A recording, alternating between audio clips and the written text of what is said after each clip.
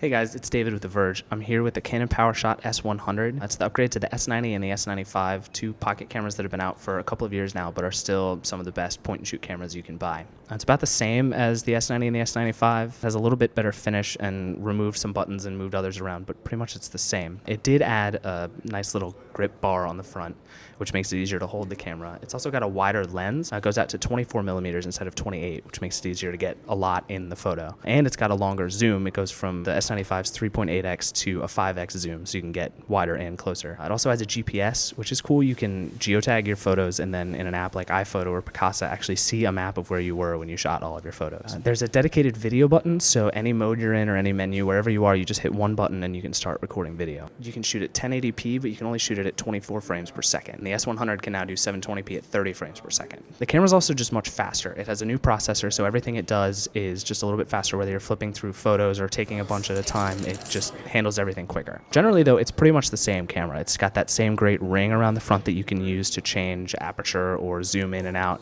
It's got the same flash, which looks kind of cheap and small, but is actually really bright and works pretty well. It has a lot of manual controls. There's dials and modes and buttons everywhere, which is great for a pocket camera and is really rare. It also, like the S95 and the S90, just takes really good pictures. Whether you're in low light or great light, it doesn't matter. It has a pretty big sensor, and it has an f2.0 lens, which works really, really well to take good pictures, especially when you're not in great lighting. Canon also swapped out the S95 sensor for one with 12.1 megapixels instead of 10, but unfortunately the trade-off there is it doesn't do quite as well in low light.